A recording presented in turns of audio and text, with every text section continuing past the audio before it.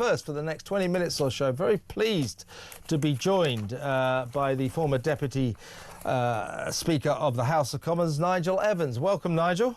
Good morning. How are you, Kevin? I'm good. Well, look, first of all, I'm afraid we have to talk about this shocking event that happened on Monday night in Uxbridge, to the west of London, which happens, by the way, Nigel, to be the area of Britain with the most intense asylum seeker population per capita in the entire country. This was a 49-year-old man, a guy called Wayne Broadhurst, doing nothing more than taking his little dog for a walk. 5 p.m. Monday night, he became the victim of a frenzied attack, which unfortunately, including me, some people have seen on a video posted online. It is a shocking thing to see. Wayne Broadhurst, 49-year-old dog walker, knifed to death, frenzied, stabbing time and time again. Also a 45-year-old man left with life-changing injuries, and a 14-year-old boy badly wounded but will apparently recovered. Thank God for that small mercy.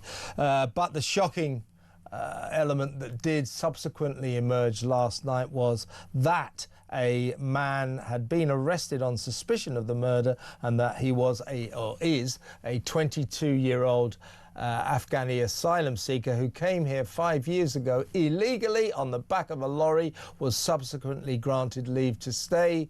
Must stress, no charges yet.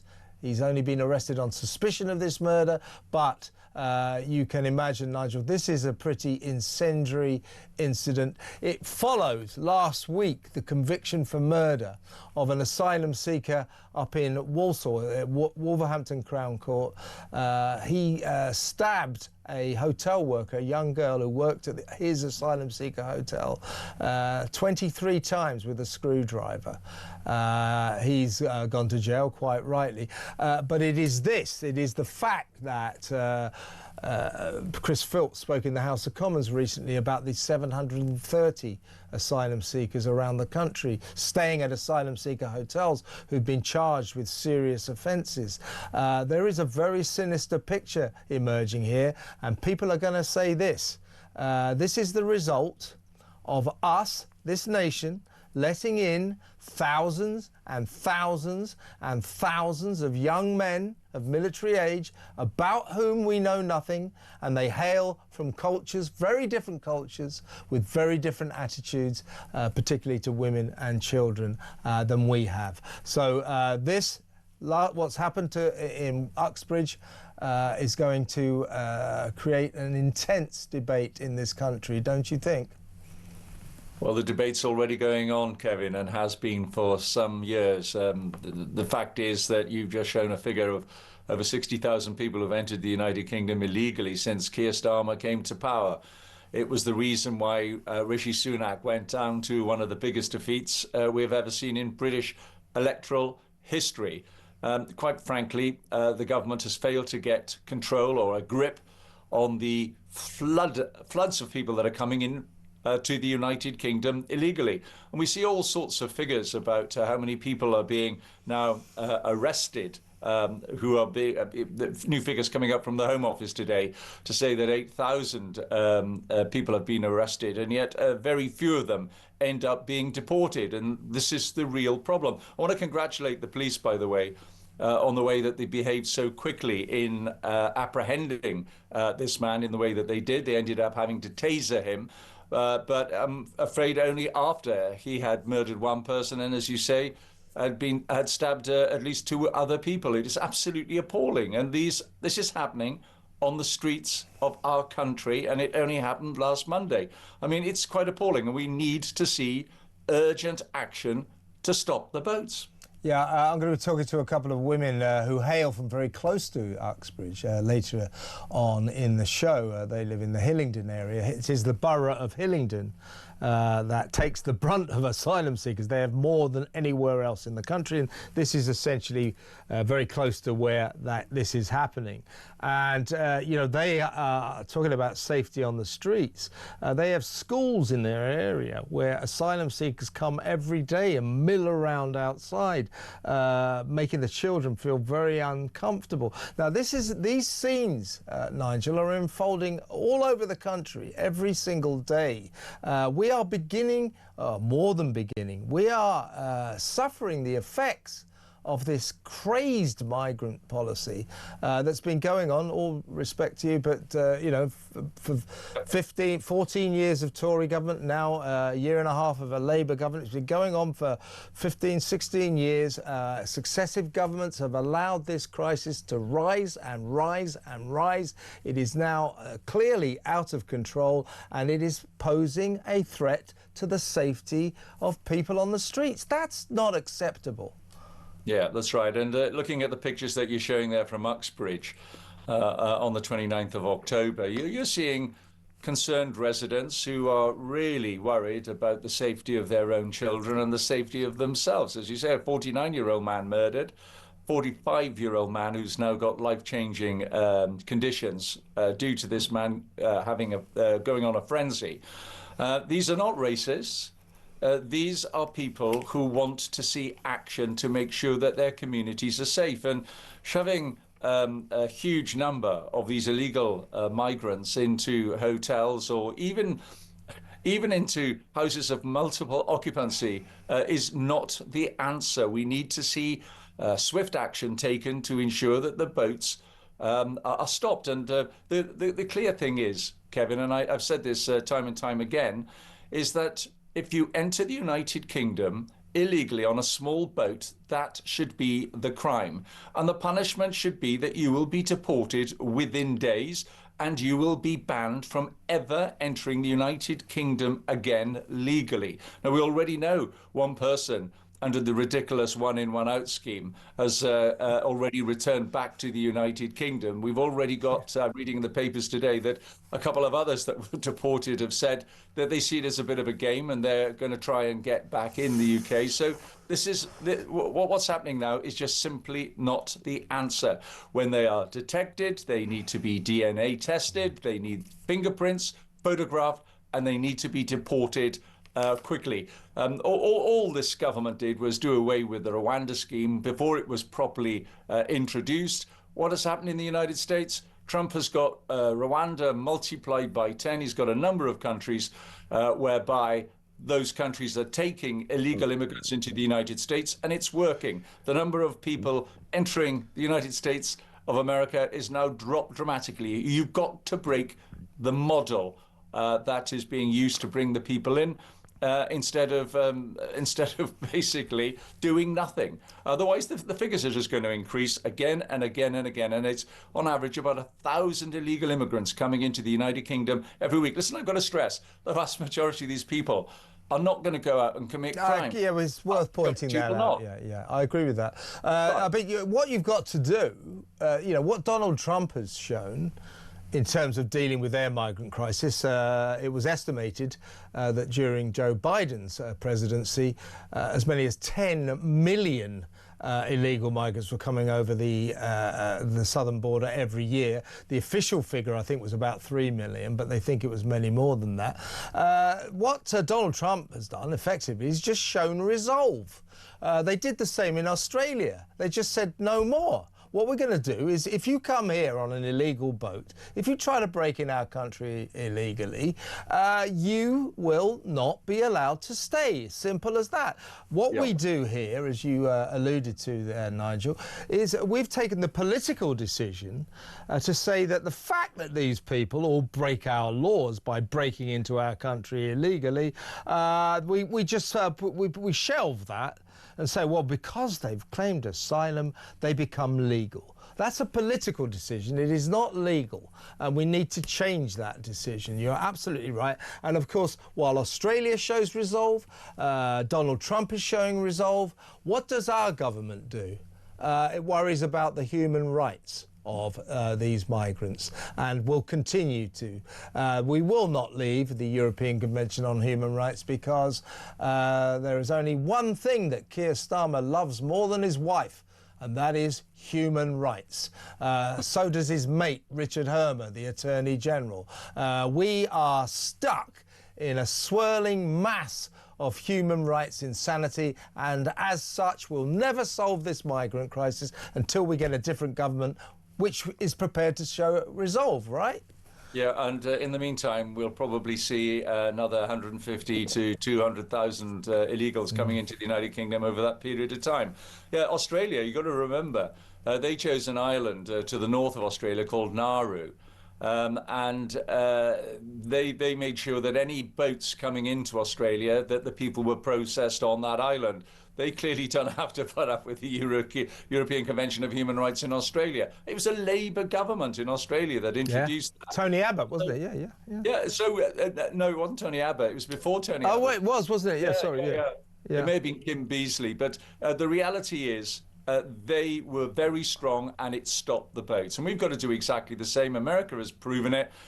So we've got to get back talking to Rwanda. Let's talk to a number of other countries.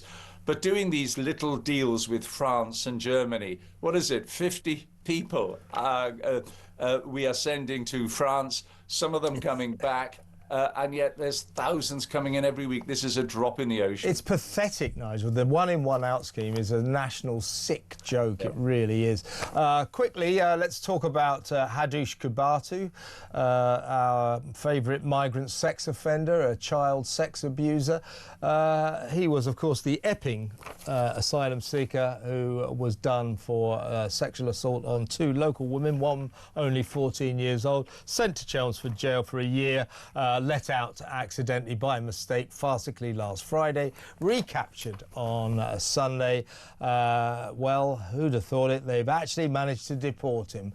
Shabana Mahmood, the Home Secretary, boasting today about how she pulled every lever to get him out of the country and back to Ethiopia. So I suppose that is a good story, but I think people will say, well, hang on, if you could do it so efficiently, so quickly, for this one guy, if you like, this celebrity asylum seeker sex offender, why can't you do it for all the others? Why can't you do it for all the other asylum seekers who are in jail, who broke our laws? You know, well done, Shabana, but I think, you know, it's essentially, isn't it, one down, about 50,000 to go. Yeah, he is, as you say, a trophy for this government, and they'll play it very big, I'm sure, today in Prime Minister's questions later on at Westminster. But the bleeding reality was that he was released mistakenly. And I've read in the papers that there are several others that have also been released at the same time. So it's not just him. There are others there as well. And yeah, the fact is that he has now eventually been sent back to Ethiopia, which is where he should have been sent ages ago, instead of probably a huge cost to the British taxpayer in trying to track this man down. The other thing which begs the question, and David Lammy no doubt will be preening himself today in front of as many cameras as he possibly can, but I keep reading how many people in the Home Office are earning eye-watering salaries, including bonuses, which are the equivalent of what the average salary is for most people in the United Kingdom, for basically failing in doing their jobs. They shouldn't be earning this money in the first place at the level that they are. A lot of them are earning way more than Yvette Cooper.